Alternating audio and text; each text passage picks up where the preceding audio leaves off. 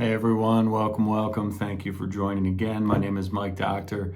I'm the head basketball coach for the women's high school basketball team, the house, playing under the Michigan Basketball Academy in Grand Rapids, Michigan. We're out of Muskegon, Michigan, and we are reading through Pound the Stone by Joshua Medcalf. This is book 2. Book 1 was Chop Wood, Carry Water. I'd strongly encourage you to read that one if you haven't, or go back and listen on the other playlist. I got the whole thing recorded for you. So we're going to continue through. We're getting close again to the end, which is exciting. I know this has been a longer book than the other one. So I appreciate you all going through it with me. Great lessons every single time. So chapter 54, Going First. As basketball season approached, Jason was adjusting to his new role as captain on the team. There had always been someone else up the ladder above him, and after a lifetime of that, he wasn't used to being looked up to. It added another dimension to everything he did and said. People modeled their own actions after his, and this was kind of scary. But there were expectations. Not everyone looked up to him. In particular, Anthony, one of their talented sophomores, simply didn't listen to Jason. He didn't show up to their early conditioning sessions, and he was always the last one to follow any directive coming from Jason. It was really beginning to slow down the team's effectiveness, too. Jason got sick and tired of Anthony messing things up that would be easily fixed if he would just listen to Jason or respect his role as captain. He was an immensely gifted athlete, but his go-my-own-way attitude was hurting the team, and even worse, it was spreading. A few of the underclassmen thought it was funny and began to side with Anthony on things. Jason tried talking to him one-on-one and on the court, but nothing seemed to get to him. He just laughed or shrugged it off, clearly too cool to care. Jason's frustration boiled over one practice, and he caught himself screaming at Anthony, using language that could come right from Coach Michael. Lots of shame-based name-calling. He apologized to the team afterward, but it really rattled him. This wasn't any way to lead, and he knew it. But he wasn't sure, he didn't know what to do. So, of course, he called Russ. So being a team captain isn't all it's cracked up to be. Russ smiled at him across their usual booth at the local diner. No way, Jason shook his head. At least not when you've got a guy like Anthony on your team. I mean, I'm trying everything. I know to get this guy to fall in line, but nothing's working. And I know it's not my fault or anything, but it still bothers me. Are you sure about that? What?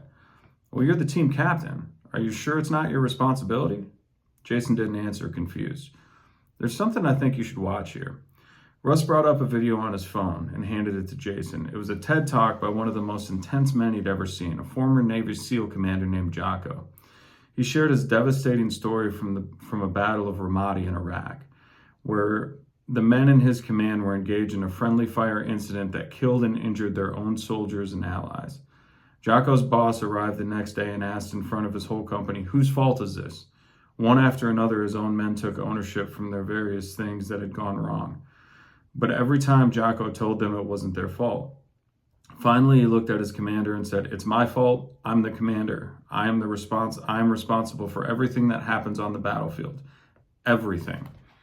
Jason blinked, realizing that this was both intimidated and he was both intimidated and inspired. Whoa. Russ nodded.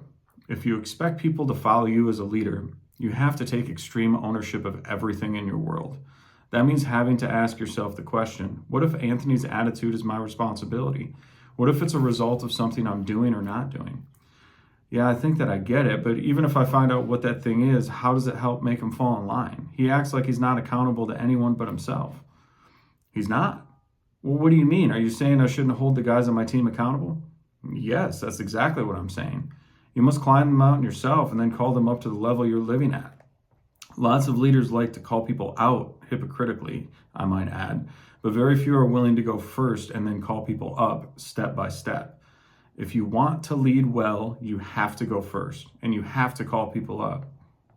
Jason thought about it. What exactly does that mean? I'm always first in line at the gym and last to leave. I always try to help the guys that need it during practice. Well, that's a great start, but how authentically vulnerable are you being with them? Well, what do you mean? Jason, that mask we talked about leaving behind as a man is much easier to wear if you're a leader. We're conditioned to believe that a leader should be strong, stoic, and certain of everything. If vulnerability is seen as weakness, then the leader must by definition be the most invulnerable person in the world. How many leaders have you known like that? Jason flashed back to his coaches and teachers he'd had, realizing a lot. The irony is that the human beings know that vulnerability requires deep amounts of courage, because being vulnerable requires opening yourself up to the fear of rejection and shame that you have to face by following yourself and being seen to be seen and known. Real strength isn't being vulnerable. It's being strong enough to overcome the fear and to overcome the fear of vulnerability. If I remember correctly, you and Anthony have a lot in common from your first couple years. Maybe you need to share your journey with him and admit a lot of the things you're struggling with as a freshman and a sophomore. Jason's face scrunched up. He sighed deeply. I hate admitting it, but we do have a lot in common. Russ smiled. It's amazing to me how far you've come that you can own that. That in and of itself is huge progress for you. You just need to focus on being authentically vulnerable with the guys you lead while simultaneously going first and calling people up. Jason gave Russ a big hug. Sometimes it sucks talking to you, but I know it's good for me. Thank you for caring enough to tell me the truth with empathy. That is a great chapter. And our team has team captains. I've had the privilege of having some really great team captains over the last few years. And you know who you are if you're watching this, so thank you for being awesome.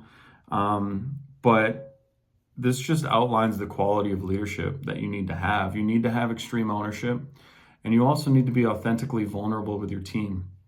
It's really hard when you're a teenager. It's really hard when you're in high school. It's really hard when you got a lot of eyes on you and people looking at you to be that authentically vulnerable. It's not an easy thing to do. And I would encourage you, if you are a leader of your team or wanting to be a leader of your team, whether you have that positional leadership or not, meaning if you're named the captain or if you're just maybe the floor general or the point guard, be vulnerable with your team. Make sure your team knows what you're struggling with. Make sure they know what you've done to overcome some of those challenges. I can promise you that if you choose to be vulnerable with people that you care about, that situation and that feeling and that vulnerability is going to be reciprocated. You're going to become closer. And if you become closer, you're going to have more trust. And if you have more trust, you're going to be better teammates to each other. So great chapter. Chapter 55, Courage is Contagious. The next week, Jason called a mandatory captain's meeting for the team. Look, I want to talk about something that has affected all of us, losing Travis. I know it's been over a year since it happened, but not a day goes by where I don't think about him. And I know a big reason last season didn't go as well as it could is that we never really talked about it. And since we're the guys who knew him the best in a lot of ways, I think it might be valuable for us and honoring to him to talk this stuff out. He saw the whole group of guys tense up. He knew that this would happen. His heart pounded, and for a second he thought about bailing on the whole thing. But Russ's words rang in his ear. You have to go first. So he swallowed his fear and he kept going. I don't know about you guys, but losing him really messed me up, like bad. He paused, the words catching his throat.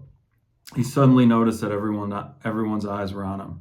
A few of the guys were even nodding. Even Anthony was silent, like he was waiting to see what Jason was going to do next. What he did was share. Honestly, openly. It was the first time he had felt like he had actually been truly emotionally honest with someone his own age about what happened, and it felt really good. It was weird at first and hard, but he kept talking. It got easier, and things he had never told anyone before or even realized himself came out. It was the first time Jason had ever cried in front of his peers. Before he could even finish speaking, Mike raised his hand. Jason nodded to him, and the big guy cleared his throat. Is it okay if I go next? One by one, each of the guys shared from their heart about Travis and how losing him affected them. Some stopped there. Others used it as a jumping off point to share other things on their minds and hearts. Jason was amazed and felt the thrill of real friendship with his teammates. There was something great about doing this together. No coaches, no teachers, just them. He now knew why Russ had advised him to do this with his team members only. There was a freedom to share with each other, so that just seemed easier. As they shared, Jason felt something incredible happen. It was like a weight was lifted off the entire team. Like the elephant in the room that hadn't been talked about for over a year was now out in the open. It felt so good. Finally, one guy remained, Anthony, who kept a stiff upper lip the whole time. While Jason interpreted this as his usual strong, silent act, Once Anthony spoke, it was clear that Jason had really misread him.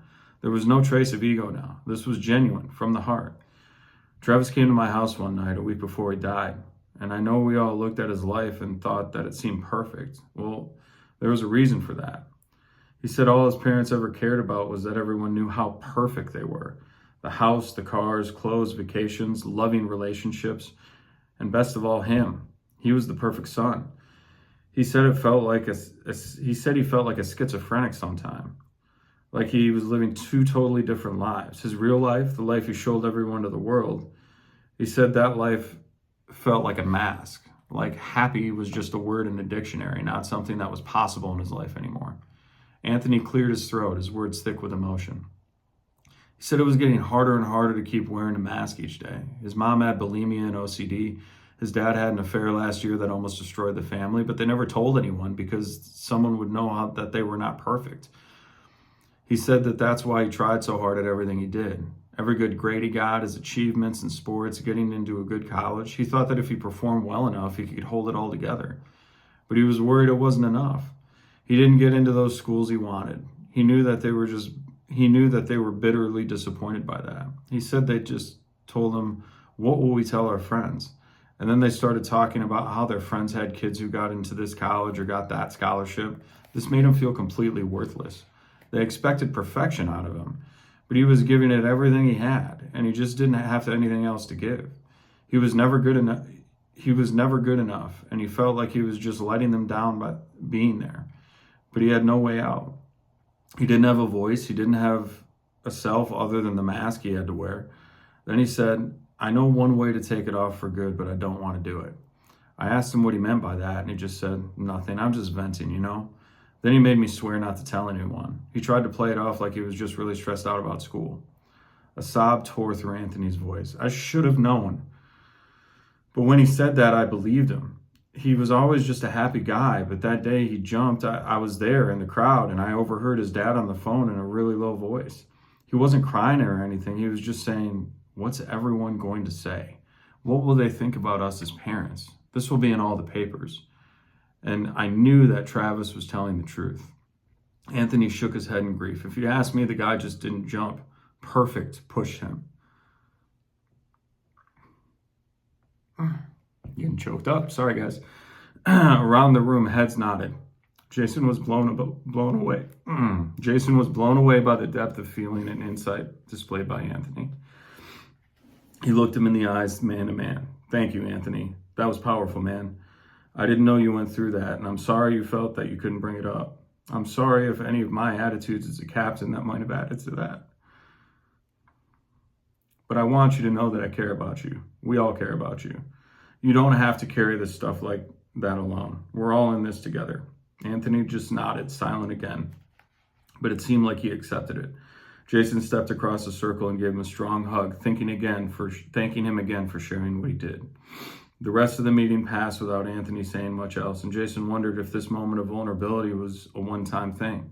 But at the next practice, he could tell something changed for good. The chip was off Anthony's shoulder, and he seemed lighter somehow. Without any prompting, he was really digging into running every drill with the same focus and intensity as the other guys. Leaving practice, Jason couldn't stop smiling. Russ was really right. Courage is contagious. That's a heavy chapter. Man, oh man. That's a really heavy chapter. The biggest thing I think that I want us to get out of that, as we're learning here together, is that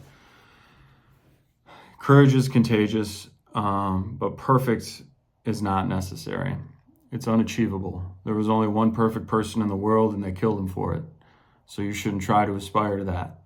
And I think that we oftentimes do, and we get caught up in our own heads, and we get in this head game about how we need to be perfect with grades or with sports or relationships or friendships or whatever else, so that people we don't care about are impressed by stuff that doesn't really matter, right? It happens to everybody, and it's the main reason that I think a lot of us go through life kind of depressed. And I just want you to know that if you're feeling that way, please reach out to me. If you're dissatisfied or feel that people are dissatisfied to you, please reach out to me. Connect with me on Instagram, connect with me on Twitter, send me a direct message, and we'll talk. I'd love to talk with you. I'd love to see how I can help you through it. You're more than your results. You're more than your car. You're more than your house. You're more than your clothes. You're more than your relationships. You are more than all those things that don't matter. Stop worrying about things that don't matter to impress people that you don't even like. All right, guys. We'll see you next time. Bye now.